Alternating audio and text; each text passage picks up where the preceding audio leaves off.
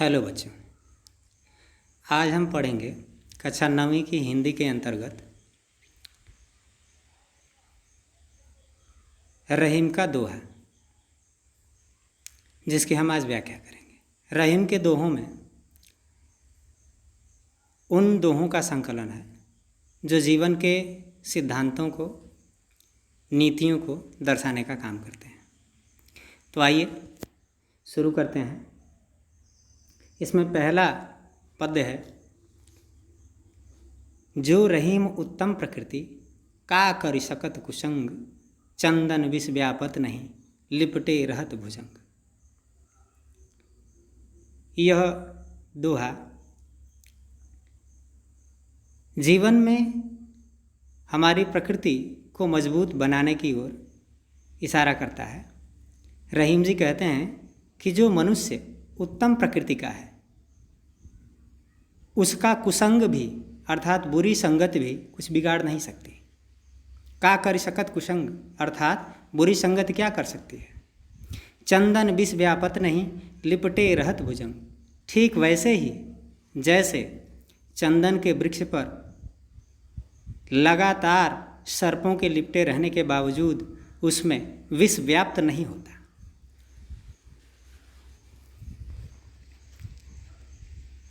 अगला दोहा है, रहीमन प्रीति सराहिए मिले होत रंगदून, ज्यों हरदी जर्दी तजे तजे सफ़ेदी चून। इस दोहे में उस प्रेम को सराहना करने के लिए कहा गया है जो अपने मूल स्वरूप को छोड़ करके एक दूसरे रंग में परिवर्तित हो जाता है।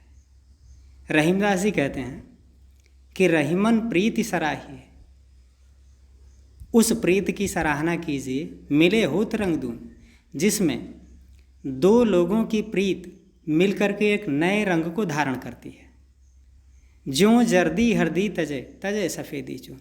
ठीक वैसे ही जैसे हल्दी और चूने को जब हम मिलाते हैं तो हल्दी जर्दी को त्याग देती है, जर्दी अर्थात पीलेपन को, और तजे सफ़ेदी चून, और चूना अपनी सफ़ेदी को त्याग देता है और दोनों मिलकर लाल रंग का हो जाते हैं। भारतीय साहित्य में लाल रंग प्रेम का प्रतीक माना जाता है और शायद इसीलिए हमारी परंपरा में जो माताएं हैं वह माथे पर लगाने वाला सिंदूर लाल रंग का होता है उनका, जो उनका अपने पति के प्रति प्रेम का प्रतीक होता है। और भी जो लाल रंग हैं या और जगहों पर भी प्रेम के प्रतीक के लिए लाल रंग का ही प्रयोग किया जाता है। अगला पद्य देखें, टूटे सुजन मनाइए जो टूटे 100 बार, रहीमन फिर पोइए टूटे मुक्ताहार। यहाँ सुजन का तात्पर्य अच्छे लोगों से है। सुजन, सु एक उपसर्ग है जिसका अर्थ होता है अच्छा, और जन माने मनुष्य या आदमी। रहीमदास जी कहते हैं कि टूटे सुजन मनाइए जो टूटे 100 बार। टूटने से तात्पर्य यहाँ रूठने से है, अर्थात यदि आपके जीवन में आपसे अच्छे लोग रूठ जाते हैं तो उन्हें मनाने का काम करें। एक बार 2 बार नहीं, यदि वह 100 बार रूठते हैं तब भी उन्हें मनाएं। रहीमन फिर पोइए टूटे मुक्ताहार। ठीक वैसे ही जैसे कि हम बार बार पिरोने का काम करते हैं टूटे मुक्ताहार, टूटे हुए मोतियों के हार को, अर्थात ये लोग जो हमारे जीवन में अच्छे लोग हैं वह उन मोतियों की तरह हैं जिन्हें हम बार बार पिरो करके अपने साथ बांधे रखने का काम करते हैं। इसलिए कहा गया है कि यदि ये हमसे रूठते हैं तो उन्हें एक बार नहीं 100 बार मनाने की आवश्यकता है। रहीमन असुआ नैन ढरी जिय दुख प्रकट करे, जाहि निकारो गेहते कस न भेद कह दे। यह दोहा अपनों से संबंधित उन लोगों के लिए है जिन्हें हम थोड़ी बहुत कटुता आने पर अपने हृदय से निकाल बाहर कर देते हैं और जिनके पास हमसे संबंधित ढेर सारे भेद मौजूद होते हैं। रहीम कहते हैं कि रहीमन आंसुआ नैन ढरी जे दुख प्रकट करे। आंसू जो है नैनों से ढरक कर अर्थात नेत्रों से बाहर निकलकर हृदय के दुख को प्रकट कर देता है। ठीक वैसे ही यदि जा ही निकारोगे, यदि हम अपनों को अपने हृदय से या अपने घर से निकाल देते हैं तो वह कहीं न कहीं हमारे भेद को, रहस्यों को जा कर के बता देता है। जा ही निकारो गेहते कसन भेद कहते। कहीं ऐसा न हो कि जिसे तुमने अपने हृदय से या घर से निकाला है वह तुम्हारे भेद को कहीं और जा कर के बता दे। कही रहीम संपत्ति सगे बनत बनत बहुरीत विपत्ति कसौटी जे कसे ताहे ते ही सांचे मीत। यहाँ सच्ची मित्रता और सच्चे संबंध की चर्चा की गई है कि कब कैसी स्थिति में इन्हें परखने की आवश्यकता होती है। रहीमदास जी कहते हैं कि कही रहीम संपत्ति सके बनत बनत बहुरीत। रहीम कहते हैं कि जब संपत्ति आती है तो तमाम प्रकार से बहुत सारे लोग हमारे सगे बनने का काम करते हैं, अर्थात हमारे अपने होने का, हमसे संबंध बनाने का काम करते हैं। विपत्ति कसौटी जे कहे ते ही सांचे मित्र। लेकिन यह जरूरी नहीं कि वे सभी सच्चे मित्र हैं। सच्चे मित्र की चर्चा में रहीम कहते हैं कि विपत्ति की कसौटियों में या विपत्ति की कसौटी पर जो कसा जाए, अर्थात विपत्ति में भी जो हमारे साथ रहे, वही हमारा सच्चा मित्र है। अगला पद्य है कि जाल परे जल जात वही तज मीनन को मोह रहीमन मछरी नीर को तऊ न छाड़त छो। इस दोहे में रहीम ने जीवन की नश्वरता और जीवन में जो मोह है उसको त्यागने की आवश्यकता पर बल दिया है। और मोह कैसे दुखों का कारण होता है इसकी चर्चा उन्होंने किया है कि जाल परे जल जात वही तजमीनन को मोह। मछली और जल हमेशा एक दूसरे के साथ रहते हैं, लेकिन जाल परे जल जात वही, जब उसी जल में जाल डाली जाती है मछुआरे द्वारा तो यह जल जो है उसके छिद्र से मछलियों का मोह त्याग करके बह जाता है। रहीमन मछली नीर को तऊ न छाड़त छो। लेकिन उस मछली का देखिए, उसका उस जल के प्रति इतना मोह है कि वह उस मोह को त्याग नहीं पाती और उस जल के बिना बाहर निकलकर अपने प्राणों को त्याग देती है और दुख का कारण दुखी होने का काम करती है। अर्थात कहने का तात्पर्य है कि मोह जीवन में अत्यधिक मोह कभी नहीं करना चाहिए, यह हमेशा जीवन को दुखदायी बनाने का काम करता है। दीन सबन को लखत है दीन ही लखै न कोई।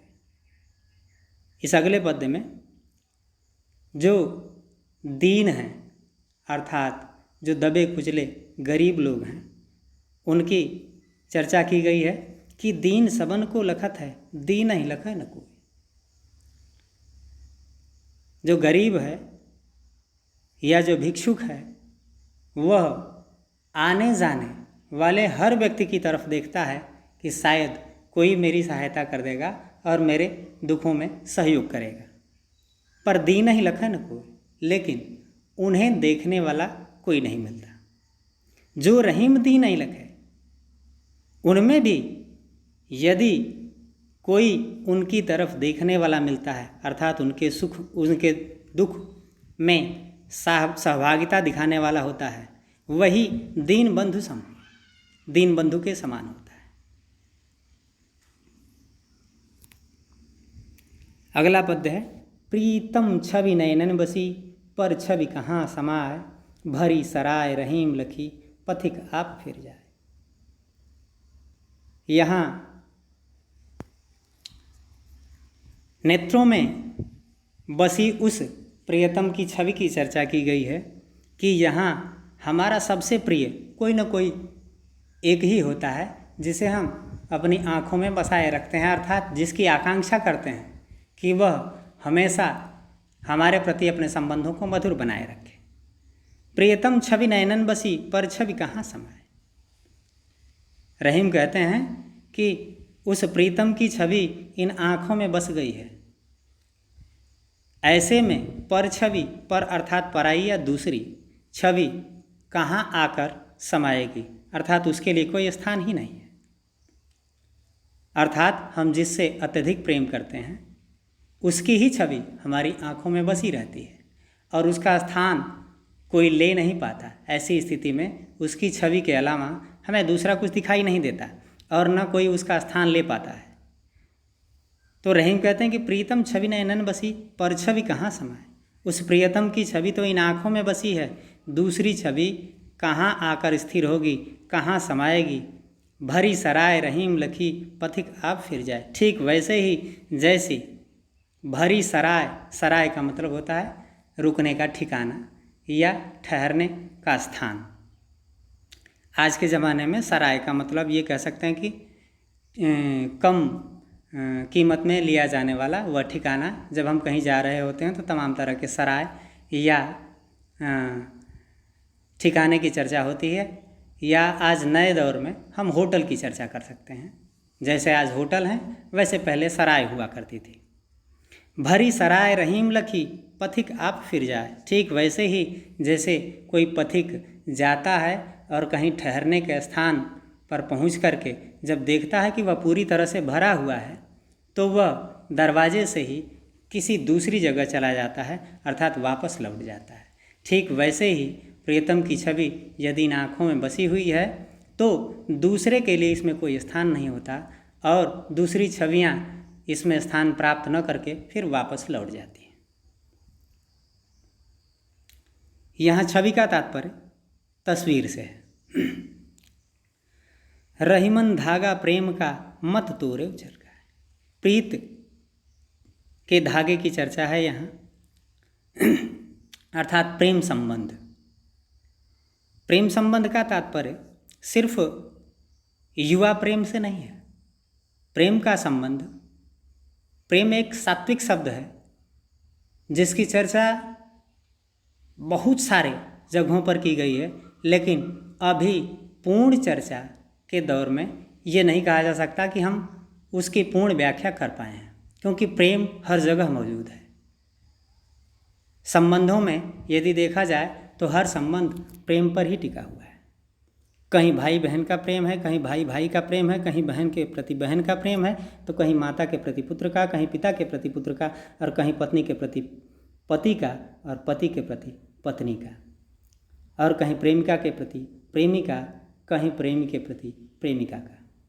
हालांकि आज के ज़माने में हमने उसे एक संकीर्ण रूप दे दिया है केवल प्रेमी और प्रेमिका के प्रेम संबंधों का, जबकि ऐसा नहीं है। रहीम ने उन सारे संबंधों की चर्चा इस एक दोहे में की है कि रहीमन धागा प्रेम का मत तोड़े झटका है। जो प्रेम का धागा है उसे झटका दे के जीवन में मत तोड़िए। टूटे से फिर ना जुड़े, जुड़े गांठ पर जाए। क्योंकि जब प्रेम संबंध एक बार टूट जाता है तो बाद में हम जोड़ना चाहें तो भी जुड़ नहीं पाता, और यदि जुड़ भी जाता है तो वह गांठ हमेशा बरकरार रहती है। अर्थात हमारे दिमाग में वह टूटने की जो घटना होती है, संबंध टूटने की, वह हमेशा जीवन भर हमारे दिमाग पर बनी रहती है और हम उसके प्रति पूर्ण रूप से आश्वस्त नहीं हो पाते उसके प्रेम के प्रति। कदली सीप भुजंग मुख स्वाति एक गुण तीन, जैसी संगत कीजिए बैठिए तय सोई फल दीन। इस दोहे में रहीम ने संगति के गुणों पर चर्चा की है कि हम जीवन में जैसी संगति प्राप्त करते हैं वैसे ही गुणों को ग्रहण भी करते हैं। रहीम कहते हैं कि कदली सीप भुजंग मुख स्वाति एक गुण तीन। स्वाति नक्षत्र की एक ही बूंद कदली, सीप और भुजंग के मुख में पड़ती है, अर्थात कहीं केले में पड़ती है, कहीं सीप में पड़ती है और कहीं सर्प के मुख में।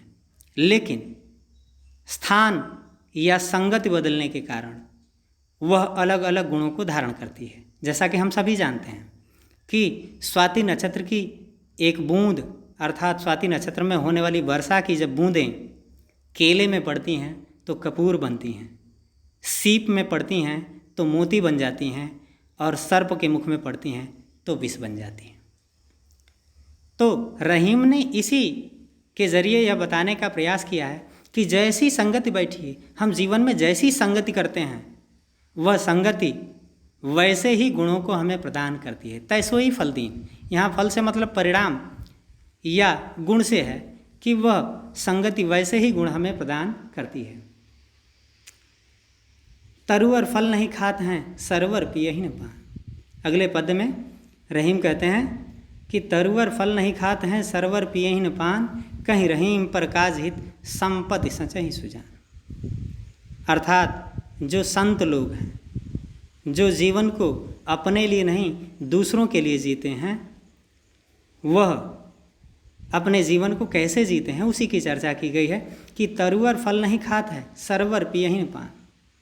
वृक्ष कभी अपने फल को नहीं खाता।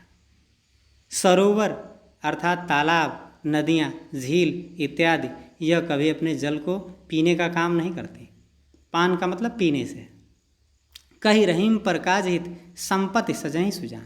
ठीक वैसे ही जो संत होते हैं, सुजान अच्छे लोग, संपत्ति का संचय अर्थात संचय करना, इकट्ठा करना। जीवन में यदि संपत्ति का संचय करते हैं तो वह भी दूसरों के भले के लिए ही करते हैं। कहीं रहीम पर काज हित, रहीम कहते हैं कि दूसरों की भलाई के लिए ही जीवन में अच्छे लोग संपत्ति का संचय करते हैं, अर्थात संपत्ति इकट्ठी करते हैं।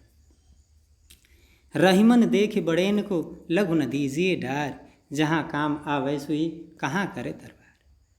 इस पद्य में रहीम ने उन संबंधों की चर्चा की है, अर्थात उस बात की चर्चा की है कि जैसे जैसे हम जीवन में बड़ी चीज़ों को प्राप्त करते जाते हैं, वैसे वैसे छोटी चीज़ों का त्याग करते जाते हैं। या ये कह सकते हैं कि संबंधों के मामले में भी जब हम अच्छे लोगों से या बड़े लोगों से, जीवन में उच्च स्तर के लोगों से जब हम संबंध ग्रहण करने लगते हैं, अर्थात उनसे संबंध जब हमारे बन जाते हैं, तो हम छोटे लोगों के संबंधों को त्याग देते हैं, जबकि ऐसा नहीं होना चाहिए। रहीमन देख बड़ेन को, लघु न दीजिए डार। इसी बात की चर्चा करते हुए रहीम कहते हैं कि बड़े लोगों को देखकर, अर्थात बड़े लोगों को प्राप्त कर छोटों का त्याग नहीं करना चाहिए। लघु न दीजिए डार, लघु मतलब छोटा, डार ने मतलब त्याग करना। त्याग न दें, जहाँ काम आवे सुई, कहाँ करे तरवार।